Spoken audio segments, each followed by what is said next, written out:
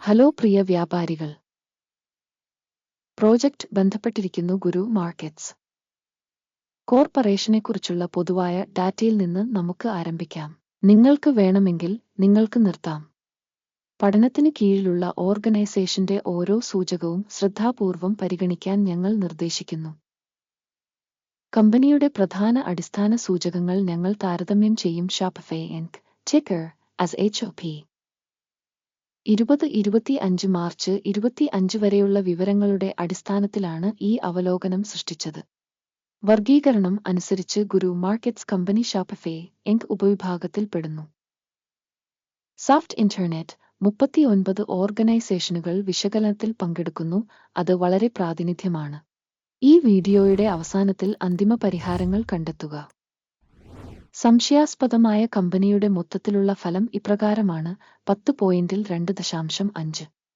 ഉപവിഭാഗത്തിന്റെ ശരാശരി ഫലം 2.7 പോയിന്റ്. നിങ്ങൾ വിശാലമായി നോക്കുകയാണെങ്കിൽ പൊതുവെ US മാർക്കറ്റിനുള്ളിൽ US സ്റ്റോക്ക് മാർക്കറ്റിന്റെ ശരാശരി ഫലം 1.9 പോയിന്റാണെന്ന് നിങ്ങൾക്ക് കാണാൻ കഴിയും. സ്കോറിനെതിരെ 2.5 പോയിന്റ് ഷോപ്പിഫൈ ഇൻക് കമ്പനിയുടെ ഓഹരി വിലയുടെ ചലനാത്മക താരതമ്യം ചെയ്യുന്നു. ഷോപ്പിഫൈ ഇൻക് ഉപവിഭാഗം ഓഹരികളും കമ്പനിയുടെ ഓഹരികൾ 12 മാസത്തിലേറെയായി നമുക്ക് കാണാൻ കഴിയും. ഷോപ്പിഫൈ ഇൻക് 34.4% ചലനാത്മക കാണിച്ചു. 27.8% ഉപവിഭാഗത്തിലെ വിലമാറ്റത്തിന് എതിരാണ്. ഇത് വ്യക്തമായി ഒന്നും സൂചിപ്പിക്കുന്നില്ല, എന്നാൽ ഈ വസ്തുത മനസ്സിൽ സൂക്ഷിക്കേണ്ടത് ആവശ്യമാണ്. കമ്പനിയുടെ വിപണി മൂലധനം ഷോപ്പിഫൈ ഇൻക് $141.53 ബില്യൺ. 239 ബില്യൺ ഡോളറിന്റെ ഉപവിഭാഗത്തിന്റെ വിപണി മൂലധനം. ഷോപ്പിഫൈ ഇൻക് 59.279% വിഹിതവും ഉപവിഭാഗത്തിലെ പ്രധാന നേതാവുമാണ്. കമ്പനിയുടെ ബാലൻസ് ഷീറ്റ് മൂലധനം $10.82 ബില്യൺ ആണ്. ഉപവിഭാഗത്തിന്റെ ബാലൻസ് ഷീറ്റ് മൂലധനം $40 ബില്യൺ ആണ്. ഷോപ്പിഫൈ ഇൻക് 26.937% വിഹിതമാണ്.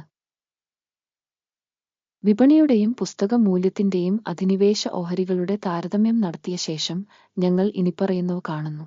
പങ്കിടുക. ഷോപ്പിഫൈ ഇൻക് ഉപവിഭാഗത്തിൽ മാർക്കറ്റ് ക്യാപിറ്റലൈസേഷൻ വിലയിരുത്തൽ 59.279%. പുസ്തക മൂല്യം 26.937%. ഇത് വിപണി മൂലധന വിഹിതത്തേക്കാൾ 55% കുറവാണ്. ഉപവിഭാഗത്തിൽ ഓർഗനൈസേഷന്റെ വിപണി വിഹിതവും ബാലൻസ് ക്യാപിറ്റലൈസേഷന്റെയും വിലയിരുത്തൽ മോശം -1 പോയിന്റ്. വിശകലനം ചെയ്ത കമ്പനിയുടെ കടങ്ങൾ $1.082 ബില്യൺ. ബുക്ക് മൂല്യത്തിലേക്കുള്ള സാമ്പത്തിക ബാധ്യതകൾ ഇക്വിറ്റിയുടെ 10%-ന് തുല്യമാണ്.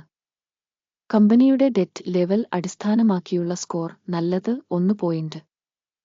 കമ്പനിയുടെ വിപണി മൂല്യവും ലാഭവും തമ്മിലുള്ള അനുപാതം 70.1 ആണ്. 106.9 എന്ന ഉപവിഭാഗത്തിലെ ശരാശരിയിൽ ഇത് ഉപവിഭാഗത്തിലെ ശരാശരിയേക്കാൾ 34% കുറവാണ്.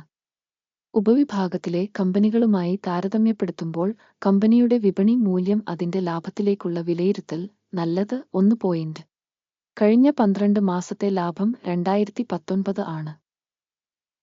അടുത്ത 12 മാസത്തേക്കുള്ള ഭാവി വരുമാനം $2,387 മില്യൺ ആണ്.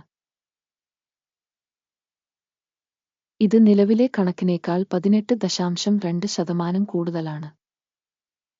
ഉപവിഭാഗത്തിലെ കമ്പനികളുമായി താരതമ്യപ്പെടുത്തുമ്പോൾ കണക്കാക്കിയ ഭാവി ലാഭത്തിന്റെ വിലയിരുത്തൽ നല്ലത് 0.5 പോയിന്റ്. കമ്പനിയുടെ വിലവിൽപ്പന അനുപാതം 15.9 ആണ്. ഉപവിഭാഗത്തിലെ ശരാശരി 6.8 ആണ്. ഇത് ഉപവിഭാഗത്തേക്കാൾ 134% കൂടുതലാണ്. ഉപവിഭാഗത്തിലെ കമ്പനികളുടെ സൂചകങ്ങളുമായി താരതമ്യപ്പെടുത്തുമ്പോൾ കമ്പനിയുടെ വിപണി മൂല്യം അതിന്റെ വരുമാനത്തിലേക്കുള്ള വിലയിരുത്തൽ മോശം -1 പോയിന്റ്. കഴിഞ്ഞ 12 മാസത്തെ വരുമാനം $8,880 മില്യൺ. അടുത്ത 12 മാസത്തേക്കുള്ള ഫോർവേഡ് വരുമാനം $10,500 മില്യൺ. നിലവിലെ കണക്കിനേക്കാൾ 18% കൂടുതലാണിത്. ഉപവിഭാഗത്തിലെ സൂചകങ്ങളുമായി താരതമ്യപ്പെടുത്തുമ്പോൾ ഭാവിയിലെ വിൽപ്പന സൂചകത്തിന്റെ വിലയിരുത്തൽ നല്ലത് 0.5 പോയിന്റ്. മാർജിൻ 22.7%. ഉപവിഭാഗത്തിൽ ശരാശരി 6.4%. ഉപവിഭാഗ ശരാശരിയും കമ്പനിയുടെ പ്രകടനവും തമ്മിലുള്ള വ്യത്യാസം 16.3%. ഉപവിഭാഗത്തിലെ കമ്പനികളുടെ സൂചകങ്ങളുമായി താരതമ്യപ്പെടുത്തുമ്പോൾ വിൽപ്പന മാർജിനുകളുടെ വിലയിരുത്തൽ നല്ലത് 0.5 പോയിന്റ്. ഉപവിഭാഗത്തിലെ ജീവനക്കാരുടെ എണ്ണം അനുസരിച്ച് കമ്പനിയുടെ വിഹിതം 12.465%. ഇത് വിപണി മൂലധനത്തിന്റെ വിഹിതത്തെക്കാൾ 376% കുറവാണ്. ഇത് കമ്പനിയുടെ ഓഹരി വിലയിലെ അസന്തുലിതാവസ്ഥ കാണിക്കുന്നു. ഷോപ്പിഫൈ ഇങ്ക് മിക്കവാറും പുനർമൂല്യനിർണയത്തിലേക്കാണ്. ഒരു കമ്പനി ജീവനക്കാരന്റെ വിപണി മൂലധനം $17,469,000 തുല്യമാണ്. ഉപവിഭാഗത്തിൽ $3,673,000 ഉണ്ട്. ഉപവിഭാഗത്തിന്റെ ശരാശരിയും സ്ഥാപനത്തിന്റെ പ്രകടനവും തമ്മിലുള്ള വ്യത്യാസം 375.6%. ഉപവിഭാഗത്തിലെ സൂചകങ്ങളുമായി താരതമ്യപ്പെടുത്തുമ്പോൾ ഒരു ജീവനക്കാരന് കമ്പനിയുടെ വിപണി മൂലധനത്തിന്റെ അളവ് വിലയിരുത്തൽ സഹിക്കാവുന്നത് 0 പോയിന്റുകൾ. ഒരു വ്യക്തിഗത ജീവനക്കാരന്റെ ലാഭം $249.3 ആണ്. ഉപവിഭാഗത്തിലെ ശരാശരി $34.4 ആണ്. ഉപവിഭാഗ ശരാശരിയും കമ്പനിയുടെ പ്രകടനവും തമ്മിലുള്ള വ്യത്യാസം 625%. ഉപവിഭാഗത്തിലെ സൂചകങ്ങളുമായി താരതമ്യപ്പെടുത്തുമ്പോൾ ഓരോ ജീവനക്കാരനും ലാഭത്തിന്റെ വിലയിരുത്തൽ നല്ലത് 0.5 പോയിന്റ്. ഒരു കമ്പനി ജീവനക്കാരന്റെ വരുമാനം $1,096 ആണ്. ഉപവിഭാഗത്തിൽ $537,000. ഉപവിഭാഗത്തിലെ ശരാശരിയും കമ്പനിയുടെ പ്രകടനവും തമ്മിലുള്ള വ്യത്യാസം 104%. ഉപവിഭാഗത്തിലെ സൂചകങ്ങളുമായി താരതമ്യപ്പെടുത്തുമ്പോൾ ഒരു കമ്പനി ജീവനക്കാരന്റെ വരുമാനത്തിന്റെ അളവ് കണക്കാക്കൽ നല്ലത് 0.5 പോയിന്റ്. ഓഹരികളുടെ ഷോർട്ട് 1.3%വുമായി പൊരുത്തപ്പെടുന്നു. ഉപവിഭാഗത്തിന്റെ ശരാശരി 2.7%. ഇത് ഷോർട്ട് സ്ക്വീസ് അപകടസാധ്യതയുടെ സൂചകമാണ്.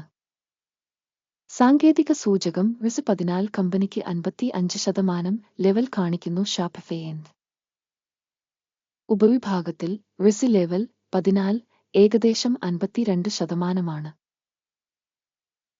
സാധ്യതയുള്ള ഉപവിഭാഗത്തിന്റെ ഓഹരികൾ ഏകദേശം ഓഹരികൾക്ക് തുല്യമാണ്. ഷോപ്പിഫൈ ഇങ്ക് കമ്പനിയുടെ ഓഹരികളുടെ നിലവിലെ മൂല്യം ഏകദേശം $109 ആണ്. കമ്പനിയുടെ ഓഹരികൾക്കുള്ള സമയ വില ഏകദേശം $133 ആണ്. യഥാർത്ഥ വിലയുടെ ചലനാത്മകതയും സമയ പ്രവചനവും ഏകദേശം 22%. നിങ്ങൾക്ക് ലഭ്യമായ ഓർഡറുകളുടെ പട്ടിക നോക്കാം. ലിങ്ക് പിൻ ചെയ്ത കമന്റിലുണ്ട്. സ്റ്റോക്ക് മൂല്യനിർണയ വിവര സംവിധാനം ഈ സീസണിൽ എടുത്ത എല്ലാ തീരുമാനങ്ങളും ഓർഡർ പട്ടികയിൽ അടങ്ങിയിരിക്കുന്നു. ഗുരു മാർക്കറ്റ്സ് ഓർഡർ ടേബിളിലേക്കുള്ള പ്രവേശനം തികച്ചും സൗജന്യവുമാണ്. പിൻ ചെയ്ത കമന്റിലെ ലിങ്ക് കമ്പനിയുടെ ഓഹരികളുടെ മൂല്യനിർണയത്തെ അടിസ്ഥാനമാക്കി ഷോപ്പിഫൈ ഇങ്ക് സ്റ്റോക്ക് മൂല്യനിർണയത്തിനുള്ള വിവരങ്ങളും റഫറൻസ് സംവിധാനവും ഗുരു മാർക്കറ്റ്സ് ഇനിപ്പറയുന്ന തീരുമാനം എടുത്തു. വീഡിയോ ഒരു അവലോകനമായതിനാൽ ഓർഡർ തുറക്കരുത്. അവസാനം വരെ വീക്ഷിച്ചതിനും വിവരങ്ങളും റഫറൻസ് സംവിധാനവും ഉപയോഗിച്ചതിന് പ്രേക്ഷകർക്ക് വളരെ നന്ദി. ഗുരു മാർക്കറ്റ്സ് നിങ്ങൾ എല്ലാവരും ഈ ഗ്രഹത്തിലെ ഏറ്റവും മികച്ച പ്രേക്ഷകരാണ്.